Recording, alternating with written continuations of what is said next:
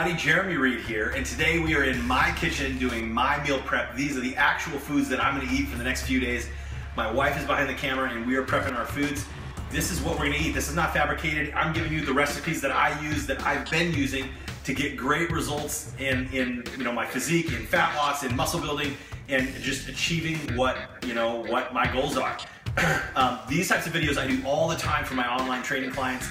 Today I decided to share this with YouTube and Facebook to give you an idea of just what this looks like, and give you, if anything else, just a couple good recipe ideas to go for.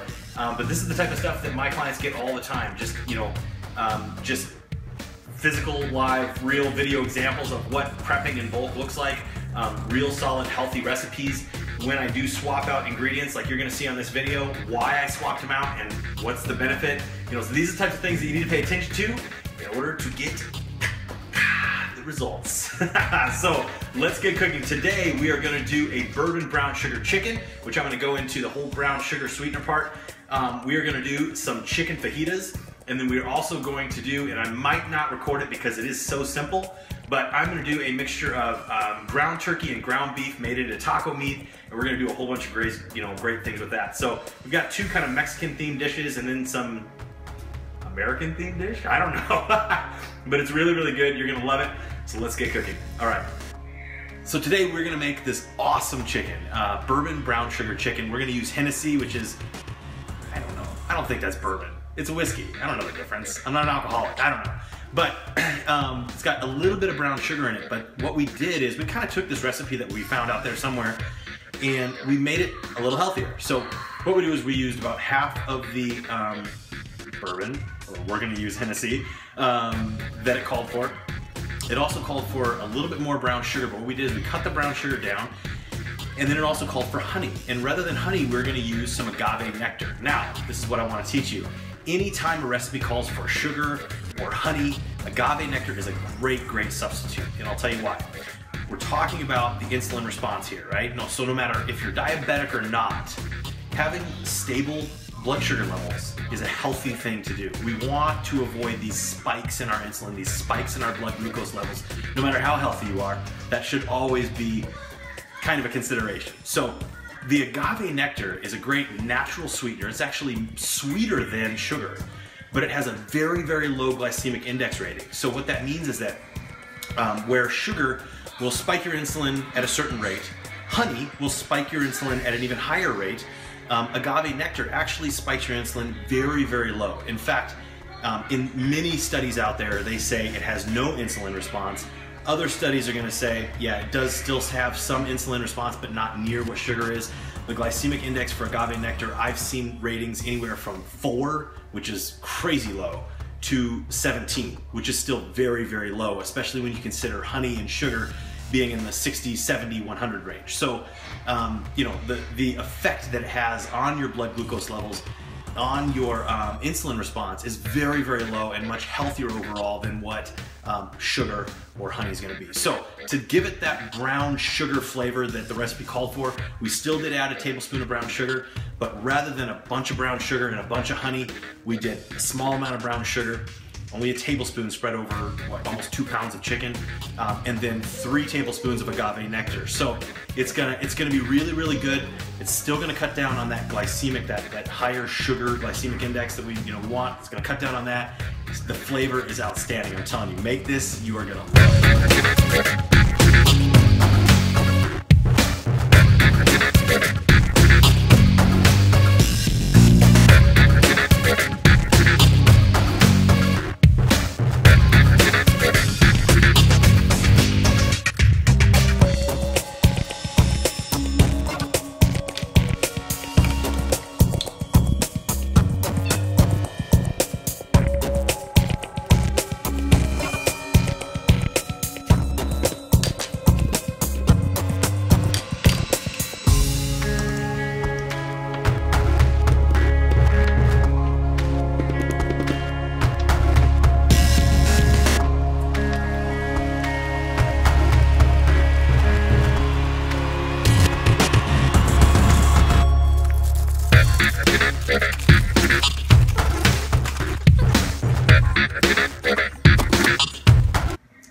right, so now we're gonna make some great chicken fajitas.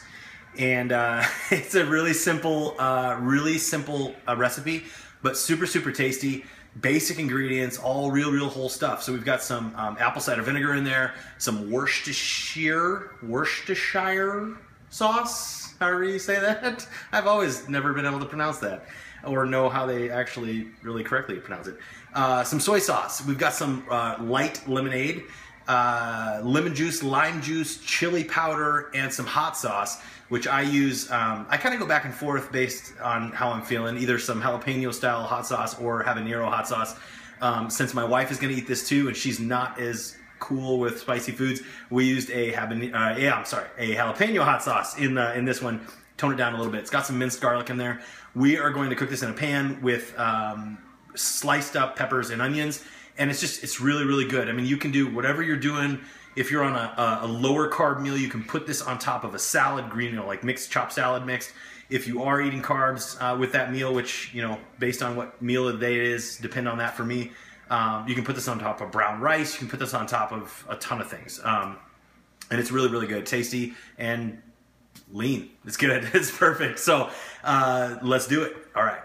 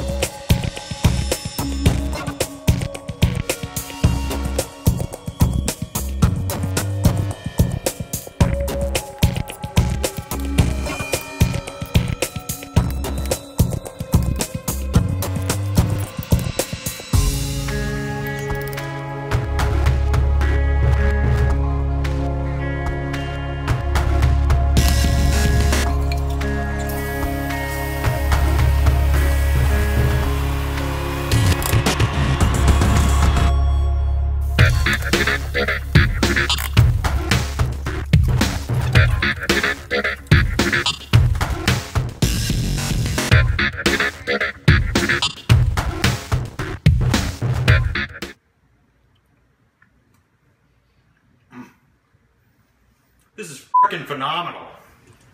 What? I said frickin'.